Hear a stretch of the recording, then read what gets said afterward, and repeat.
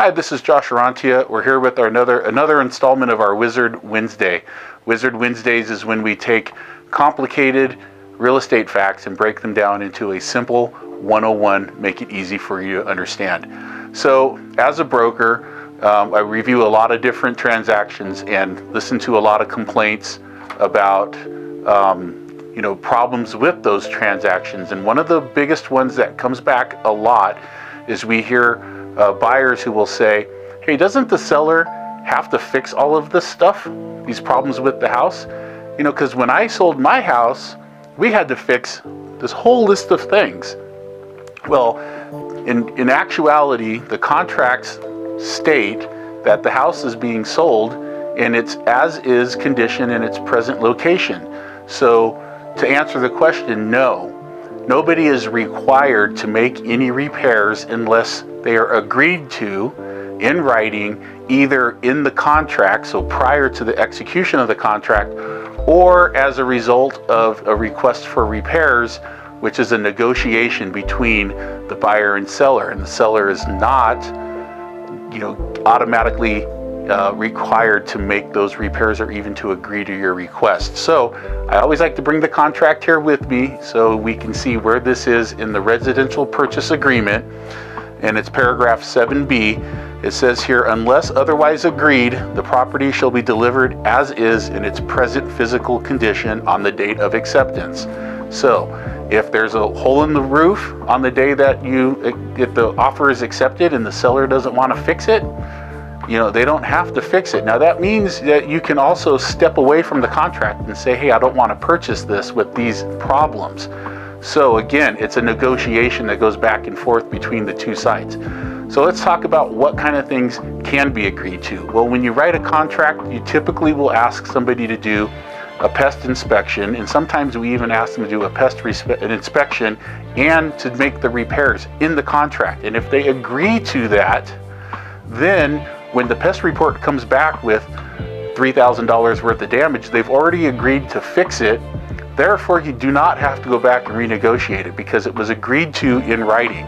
Or after you do your home inspection and there's a list of items that need to be repaired, you put together your request for those repairs, and if the seller agrees to do them, he sends a form back saying, hey, I agreed to this. That is in writing, so now it becomes part of the contract and it's a repair that they must do. So that's one of the biggest things that we see problems with. And to continue with this paragraph, the next sentence is the property, including the spa, the pool, the landscaping, and the grounds, is to be maintained in substantially the same condition as it was on the date of acceptance. So what does this mean?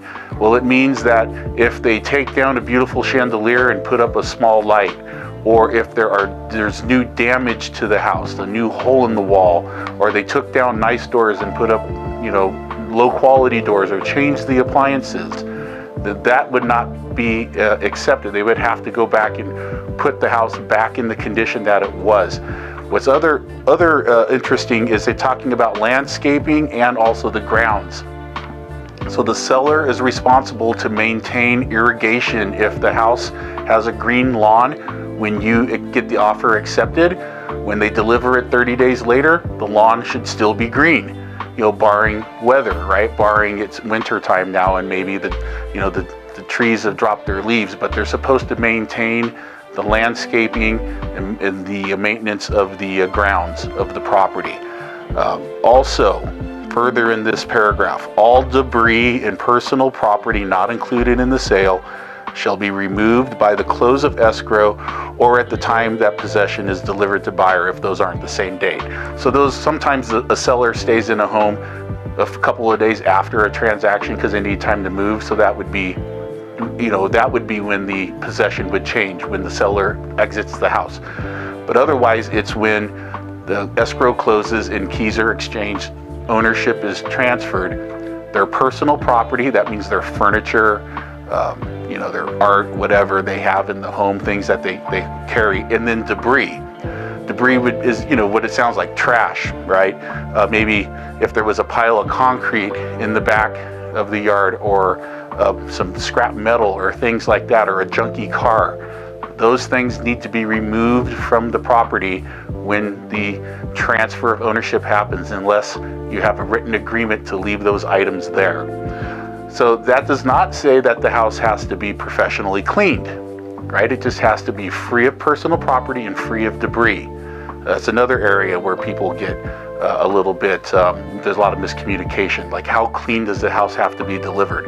If you want the house cleaned, then when you write your contract, you put in there, and there's a section in the contract, at time of possession, we want the house professionally cleaned. To go a little further into this paragraph, if those items that are left behind are not removed when possession is delivered to the buyer, those items shall be deemed abandoned. So then the buyer, after delivering to the seller a written notice to remove the items within 3 days, may then pay to have those items removed and disposed of, and then may bring legal action as per this agreement to receive reasonable costs from the seller. So that's pretty self-explanatory, right? They leave junk in the backyard.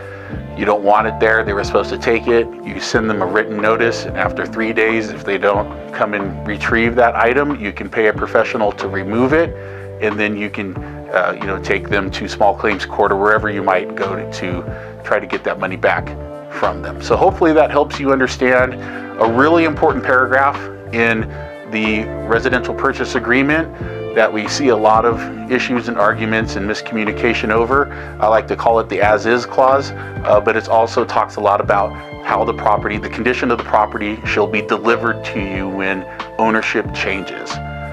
So again, this is Josh Orrantia with Country Real Estate with our Wizards Wednesday.